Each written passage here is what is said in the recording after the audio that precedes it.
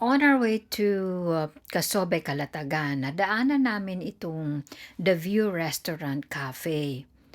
Naintriga kami dahil napakaraming sasakyan ang nakapark sa labas, pati grupo ng mga bikers. So for us, pag maraming tao sa isang restaurant, it says something positive about the place.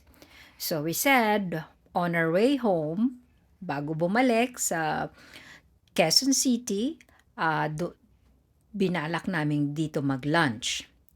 So, pagpasok namin, pag-akyat sa taas, makikita mo na kaagad ang napakagandang background, napakagandang tanawin na nakapaligid sa restaurant na ito.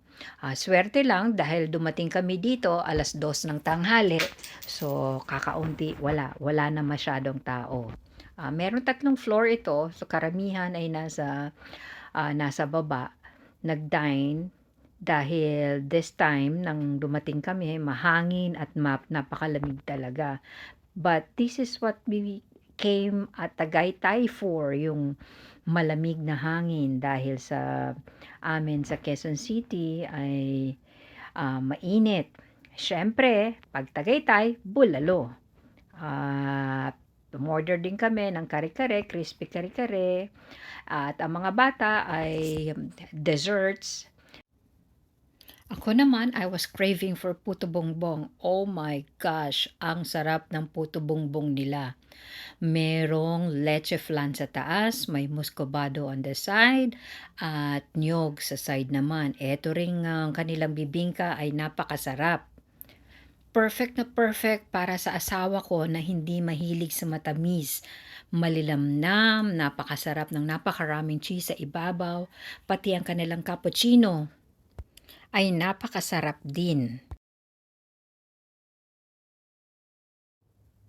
Ayan, isinama ko na sa video ang menu ng The View Restaurant at ang prices nila ay hindi naman kalayuan sa ibang mga restaurant. Hindi siya kamahalan, tama lang.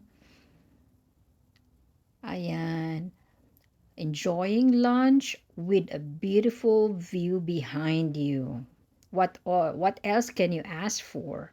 Ganyan kaganda ang tanawin sa paligid mo habang nagla-lunch or habang ini-enjoy ang meal. Talagang nakaka-uplift ng pakiramdam. Kapag stressed out ka na sa work, napakagandang pumunta dito, enjoy a meal, and with a beautiful scenery around you.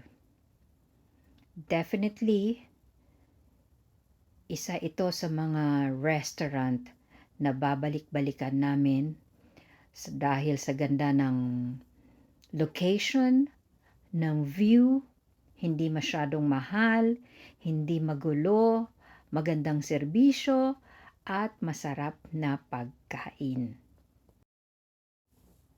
And syempre, please don't forget to click the follow and subscribe button to keep you posted on our next Miles and Miles adventure.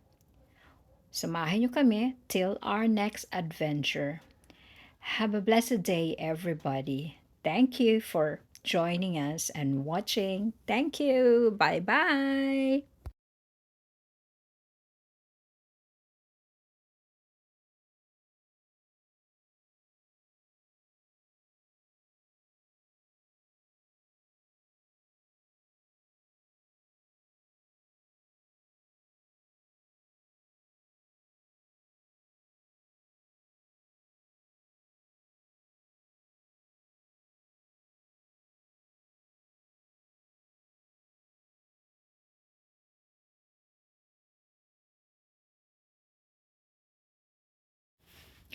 And please don't forget to click follow and subscribe button to keep posted on our Miles and Miles journey. Till our next trip, thank you.